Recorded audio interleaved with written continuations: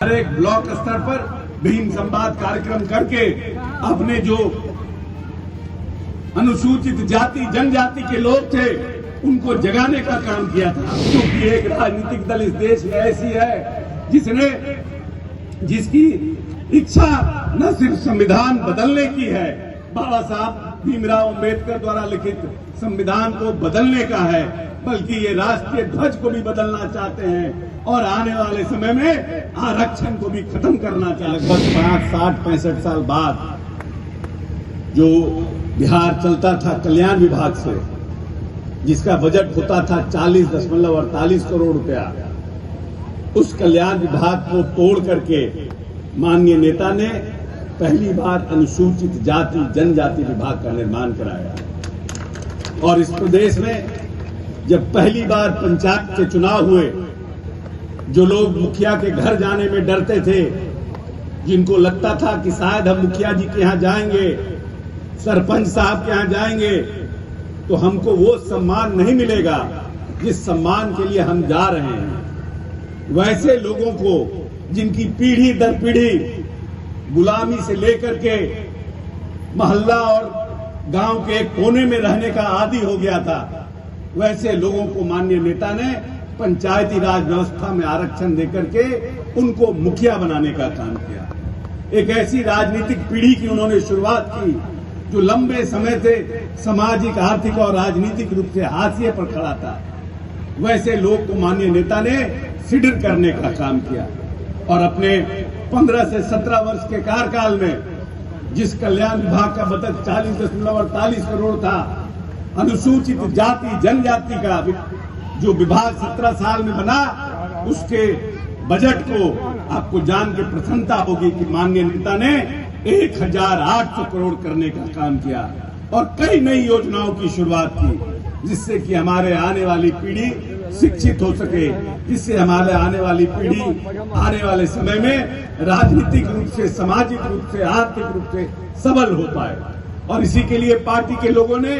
पूरे प्रदेश में भीम संवाद का कार्यक्रम किया था और हर एक ब्लॉक स्तर पर भीम संवाद कार्यक्रम करके अपने जो अनुसूचित जाति जनजाति के लोग थे उनको जगाने का काम किया था कि इन 17-18 वर्षों में माननीय नेता ने किस प्रकार आपको राजनीतिक रूप से, आर्थिक रूप से, सामाजिक रूप से सबल बनाने का काम किया है। और अब पार्टी के सभी नेताओं ने ये निर्णय किया है, खास करके जो हमारे अनुसूचित जाति जनजाति के नेता हैं, पटना में बैठ करके कि माननीय नेता के सम्मान में, जिन माननीय नेता ने इन 17 वर्षों में हमें सम्मान देने का काम किया है, हमें नौकरी देने का काम किया है, हमें आगे बढ़ाने का काम किया है, वैसे लोगों को भीम संसद के माध्यम से पटना में लाने का काम करें। क्योंकि एक राजनीतिक दल इस देश में ऐसी है जिसकी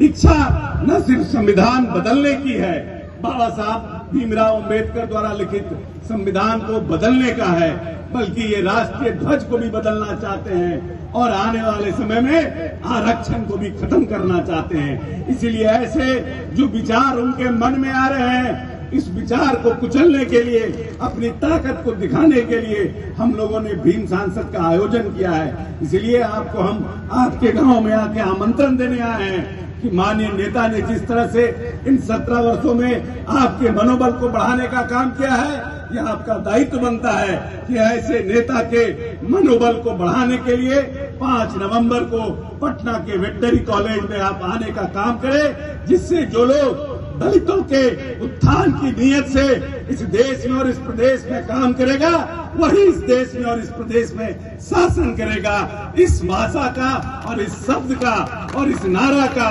जोर से हम लोग शंखनाद करेंगे और आप सबको घर घर जाकर हम आमंत्रण देने आए हैं। हमने कुछ पर्चा बनाया है जिसके माध्यम से आपको देने का काम किए हैं। कुछ लोग जो नौजवान साथी हैं, खास करके अनुसूचित जाति जनजाति के, उनको ये पर्चा पढ़ना चाहिए कि कैसे माननीय नेता ने अनुसूचित जाति जनजाति के समाज के लोगों को सिडिर करने के लिए एक बड़ा अभियान की शुरुआत की है। इसलिए हम आप सबसे आह्वान करते हैं कि 5 नवंबर को सभी लोग पूरे परिवार के साथ